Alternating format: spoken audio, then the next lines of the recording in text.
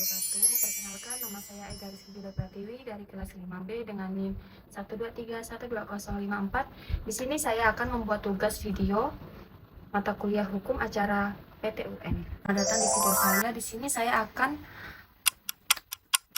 membuat video edukatif tentang Pengadilan Tata Usaha Negara atau yang biasa disebut dengan PTUN.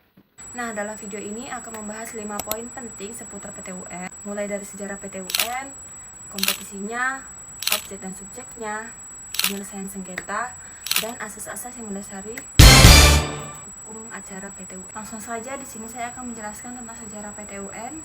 Pada tahun 1986, lahirlah secara hukum pemerintah mengesahkan Undang-Undang Nomor 5 tahun 1986. Ini pertama kalinya Indonesia mempunyai aturan resmi agar rakyat bisa menggugur pejabat pemerintah yang semena-mena. Namun, saat itu kantor dan hakimnya belum ada, sehingga butuh waktu untuk persiapan. Nah, kemudian setelah 5 tahun bersiap pada tanggal 14 Januari 1991, disitulah PTUN resmi beroperasi di seluruh Indonesia. Awalnya hanya ada 5 kantor di kota besar, Jakarta, Medan, Palembang, Surabaya, dan Makassar. Di tanggal ini pun diperingati sebagai hari lahir PTUN. Kemudian pada tahun 2004 menjadi mandiri. Dulu PTUN masih diatur oleh pemerintah, yaitu Departemen Kehakiman, supaya hakimnya tidak takut menyidang pemerintah. Lewat Undang-Undang Nomor 9 tahun 2004, PTUN dipindahkan ke bawah Mahkamah Agung. Sistem ini disebut satu atap yang menjamin PTUN benar-benar mandiri dan netral. Nah, intinya PTUN berevolusi dari sekedar aturan di atas kertas menjadi lembaga mandiri yang menjadi benteng terakhir bagi rakyat untuk mencari keadilan melawan keputusan penguasa tersebut. Di sini saya akan menjelaskan tentang kompetensi PTUN, di mana kompetensi PTUN ini disebut juga sebagai wewenang ataupun kekuasaan suatu pengadilan dalam menangani maupun memeriksa dan memutuskan suatu perkara sesuai dengan jenisnya. Kompetensi dalam PTUN di sini dibagi menjadi 2. Yang pertama adalah kompetensi absolut dan yang kedua adalah kompetensi relatif. Dalam kompetensi absolut ini berarti dia memutus, memeriksa, dan menangani perkara di bidang tata usaha negara. Untuk kompetensi relatif ini berhubungan dengan wilayah gugatan. Contoh misal ingin menggugat surat keputusan Wali Kota Surabaya, maka gugatannya harus dimasukkan ke PTUN Surabaya, bukan yang di Jakarta. Nah, di sini saya akan menjelaskan tentang objek PTUN. Objek PTUN di sini adalah mengenai sah atau tidaknya tindakan badan ataupun pejabatun dalam menjalankan ataupun melaksanakan perintah pemerintahan yang telah dituangkan kepadanya. Nah, kemudian di sini adalah membahas tentang subjek PTUN. Subjek PTUN ini di sini ada 2 pihak utama. Yang pertama adalah penggugat dan tergugat.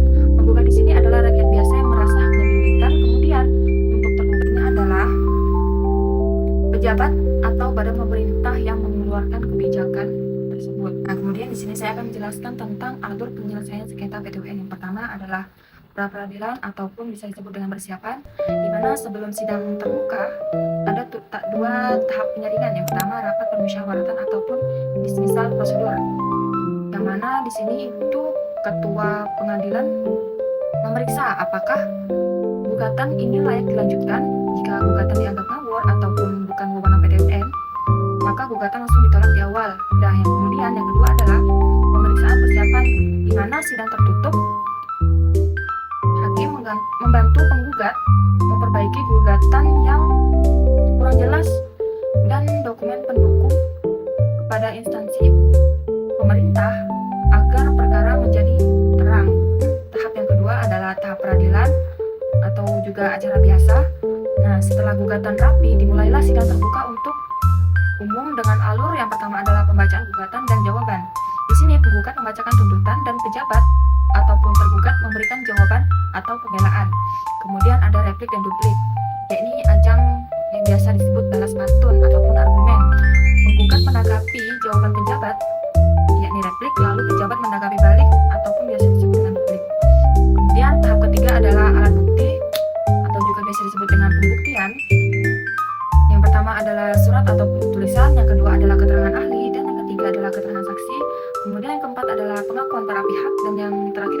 pengakuan hakim. Nah, selanjutnya adalah tahap yang terakhir adalah tahap putusan. Tahap putusan di sini biasanya berupa gugatan dikabulkan, bisa juga gugatan ditolak, gugatan tidak diterima maupun gugatan gugur. Selanjutnya di sini saya akan menjelaskan asas-asas dalam PT-UN. Yang pertama adalah asas praduga tidak bersalah. Ini adalah asas paling khas dalam PT-UN. Sebuah keputusan pejabat tidak dianggap selalu benar dan sah menurut hukum sampai ada putusan hakim yang membatalkannya. Artinya, meski sedang digugat, keputusan pemerintah tetap harus dijalankan atau tidak otomatis berhenti kecuali hakim memerintah penundaan tersebut. Nah, yang kedua adalah asas gugatan tidak menunda pelaksanaan keputusan. Ini sesuai asas pertama, adanya gugatan ke pengadilan tidak lantas membuat keputusan pejabat tersebut libur ataupun berhenti berlaku. Pemerintah tetap bisa mengeksekusi keputusannya kecuali penggugat memohon penundaan atau biasa disebut dengan skorsing dan dikabulkan oleh hukum karena alasan mendesak. Dan yang ketiga adalah asas keaktifan hakim atau biasa disebut dominus litis. Nah, berbeda dengan sidang perdata biasa di mana hakim cenderung pasif, di PT-UN ini hakim wajib aktif karena posisi rakyat dianggap lebih lemah dibanding pemerintah yang punya data dan kuasa. Kemudian hakim akan membantu mengarahkan penggugat, meminta bukti yang disembunyikan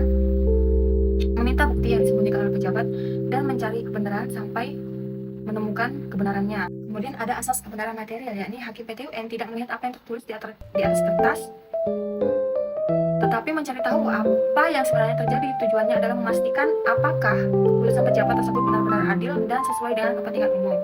Kemudian yang terakhir adalah asas putusan berlaku umum. Putusan PT-UN di sini tidak hanya berlaku bagi si penggugat saja. Jika hakim membatalkan sebuah surat keputusan ataupun SK, maka SK dianggap mati atau hilang bagi siapa saja.